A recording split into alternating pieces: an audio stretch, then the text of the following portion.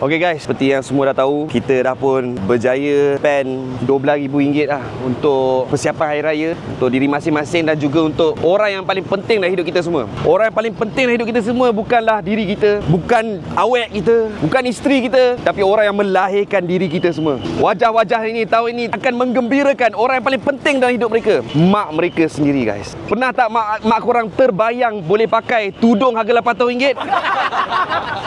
Selama ni mak korang mungkin tak pernah pakai tudung harga RM300, tak pernah pakai baju kurung, abaya harga RM1,000. Hari ni korang diberi peluang untuk menggembirakan orang yang hari-hari menggembirakan diri korang daripada kecil sampai lah besar. Walaupun susah, macam tu kan, macam Big Show kita, Batista kita, dia susah, dia pening, susahnya pilih dudung. Ini baru susah pilih dudung, susah bagi makan, lagi pening. Kalau founder-founder lain dah buat video nangis-nangis dah, aku dah sepatutnya menangis dah. Dah sepatutnya buat video betapa besarnya pengorbanan korang untuk aku. Tapi tak, hari ni aku nak jadi founder yang lain sikit. Aku nak bagi tahu yang betapa besarnya pengorbanan aku untuk korang.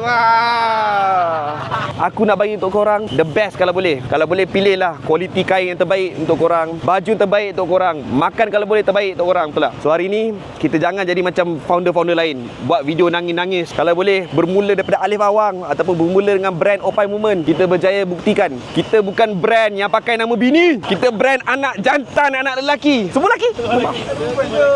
Ada perempuan ke kat sini? Ha? Ada takut bini tak kat sini? Tak ada. Ada yang takut awet tak? Berapa ramai yang dah single sejak kerja sini? Yang sanggup tinggalkan awet sebab aku suruh tinggalkan awet, berapa ramai? Puas hati tak? Puas hati.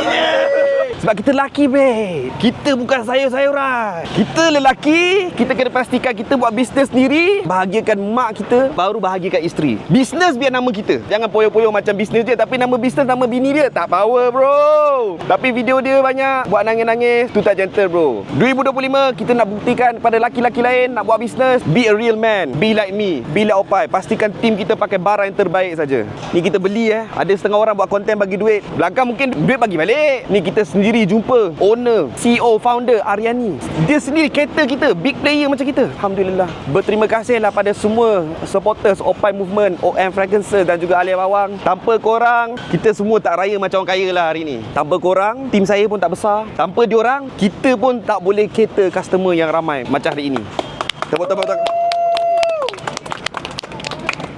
Tak ada video nangis-nangis. Biasa founder-founder lain bulan Ramadan je buat video nangis-nangis. Saya tak ada. Sebab apa? I'm a real man. Let's go.